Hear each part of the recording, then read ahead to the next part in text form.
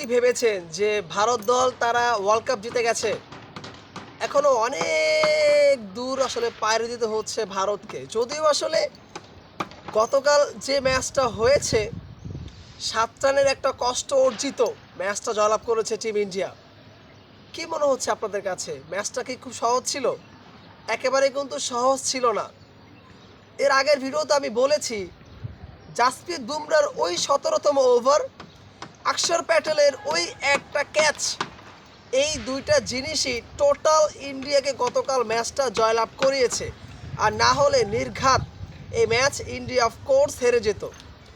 অনেকেই অনেকভাবে বিশ্লেষণ করেছেন, অনেক কমেন্টে লিখেছেন যে আসলে হার্দিক পান্ডিয়া, শুভেন ডুবে, সঞ্জু স্যামসং এদের আসলে কৃতিত্বটা অনেক বেশি হতে পারতো বা বেশি।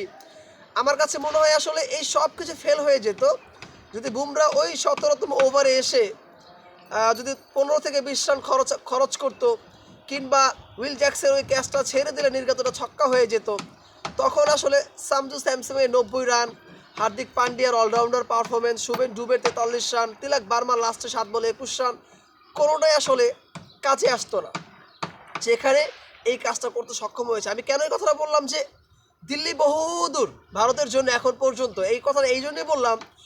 আপনি চিন্তা করে দেখেন, টি-20 ফরম্যাটের মতো ম্যাচ যেখানে ২৫০ রান করেও সেফ না ভারত দল, তার মানে তাদের বোলিং লাইন আপটা যে খুব আহামরি ভালো সেটা একেবারেই বলা যাচ্ছে না। এবং গতকালের যে ম্যাচ, যেই উইকেটে খেলা হয়েছে, মুম্বাইয়ের ৭ম পিচে খেলা হয়েছে, যেখানে আসলে বলারদের তুলনায় ব্যাটসম্যানরা অনেক আধিপত্য পায়, তার প্রমাণ কিন্তু ২ ইনিংস মিলে ৪৯৯ রান হয়েছে। ৪৯৯ রান হয়েছে ২টা ইনিংস মিলে। তার মানে বোঝাই যাচ্ছে যে কত পরিমাণে রান স্বর্গ সেখানে ছিল।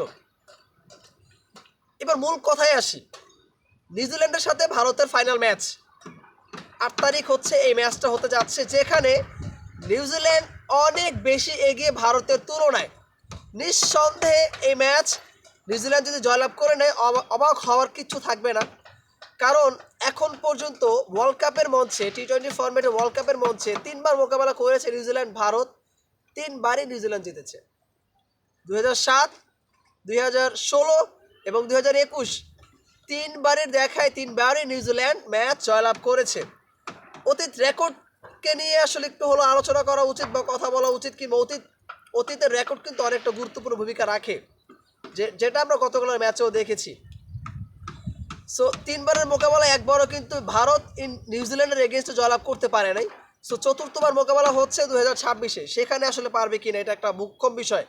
কারণ ভারতের ওপেনিংয়ে অভিষেক শর্মা এখন পর্যন্ত এই পুরো আসরে জিম্বাবুয়ের এগেনস্টে ছাড়া কোনো ম্যাচে ১০-এর উপরে রান করতে পারে নাই। গত ম্যাচেও কিন্তু ৯ রানেই আউট, টানা ৩টা গোল্ডেন ডাক, এরপর একটা ম্যাচে ১৪ বা ১৫ করেছে এবং নিউজিল্যান্ডের এগেনস্টে 50+ একটা স্কোর করেছে। এই অভিষেক শর্মা নিশ্চিতভাবে ফাইনাল ম্যাচে তাকে ড্রপ করানো হচ্ছে। তার পরিবর্তে আসলে রিঙ্কু সিং বা হয়তো একটা মিডল অর্ডারে কাউকে নিতে পারে, তবে অভিষেক শর্মাতে থাকছে না, এইটা মোটামুটি কনফার্ম। যদি টিম ম্যানেজমেন্ট অভিষেক শর্মাকে রাখে, তাহলে সবচেয়ে বড় ভুল সিদ্ধান্তই তারা নিতে যাচ্ছে নিউজিল্যান্ডের এগেনস্টে, যদি অভিষেক শর্মাকে তারা আসলে খেলায়। সঞ্জু স্যামসং সবসময় কিন্তু ভালো করবে না। গত ম্যাচে ১৫ রানে ক্যাচ ড্রপ না করলে তখন ভারতের রান আরও কমে আসতো। সবসময় কিন্তু সঞ্জু স্যামসং ভালো করবে না। টানা ২ ম্যাচে একটা ৯৭, একটা ৮৯, তার মানে আপনি ফাইনালেও কিন্তু সামজুকে দিয়ে ভালো কিছু আশা করতে নাও পারেন। এই ক্ষেত্রে ভারতের কিন্তু আসলে ব্যাটিং লাইন আপটা ধসে পড়ে যাচ্ছে। দেখেন, কেউই কিন্তু নিয়মিত পারফরমেন্সটা করতে পারছে না। সূর্য কুমার যাদব, হার্দিক পান্ডিয়া, শুভেন ডুবে, তিলক বার্মা, ঈশান কিষান, তারা কিন্তু নিয়মিত পারফরমেন্সটা করতে পারছে না। শুরুটা করতে পারছে, বাট শেষ দিকে তারা গুলিয়ে ফেলছে। সো ওপেনিংয়ে যদি ওই সঞ্জু ৮৯ রান না করতো, তাহলে ভারতের রান সর্বোচ্চ গেলে ১৭০ থেকে ৮০ হতো, যদি সঞ্জু চালিয়ে গিয়েছে। সো একাই টেনে নিচ্ছে দলটাকে লাস্ট ২টা ম্যাচ ধরে।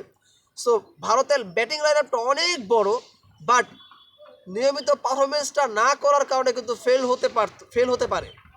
সো নিউজিল্যান্ডের এগেনস্টেও যদি আসলে এই ধরনের খেলাটা তারা উপহার দেয়, তাহলে অবশ্যই বিপদ আছে ভারতের জন্য। প্রশ্নের জায়গা ভারতের বলাররা আসলে কি করছে দেখেন। আরশদীপ সিং ৬০ রান খরচ করেছে ৪ ওভারে, can you imagine? ৬০ run. Varun Chakravarthy প্রায় ৫০-এর কাছাকাছি। অক্ষর প্যাটেল যদি একটু ভালো বল করেছে, জাসপ্রীত বুমরা ভালো বোলিং করেছে, okay fine. So bowling line আপটা দিয়ে কিন্তু খেয়াল রাখতে হবে ভারতকে, যদি এই ম্যাচ তারা আসলে জিততে চায়। তবে দিন শেষে এটা বলতে চাই, নিউজিল্যান্ডের সাথে ভারত খুব সহজেই জয়লাভ পাবে না। সো কারা জয়লাভ করতে পারে সেটা এখন পর্যন্ত নট শিওর, বাট এই জায়গায় অবশ্যই নিউজিল্যান্ড কিন্তু এগিয়ে থাকছে। ভারতের ব্যাটিং লাইন আপের সামনে হয়তো বিশ্বের সকল দলই পরাস্ত হবে, তবে এই ভারত বর্তমানে ব্যাটিং লাইন আপটা খুব একটা ভালো অবস্থানে নেই। দুই একজন প্লেয়ার পারফরমেন্স করছে, তবে সবাই কিন্তু ভালো মতো সবসময় পারফরমেন্স করবে না। এটা ভারতকে মাথায় রেখে নিউজিল্যান্ডের এগেনস্টে কিন্তু নামতে হচ্ছে।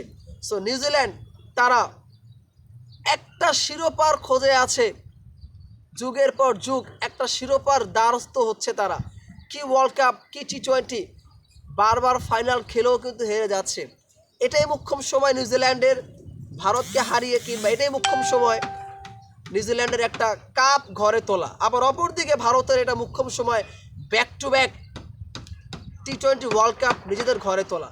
সো দেখা যাক কি হয়, ভারত নাকি নিউজিল্যান্ড, কি মনে হচ্ছে কমেন্ট সেকশনে জানাবেন। ধন্যবাদ সবাইকে।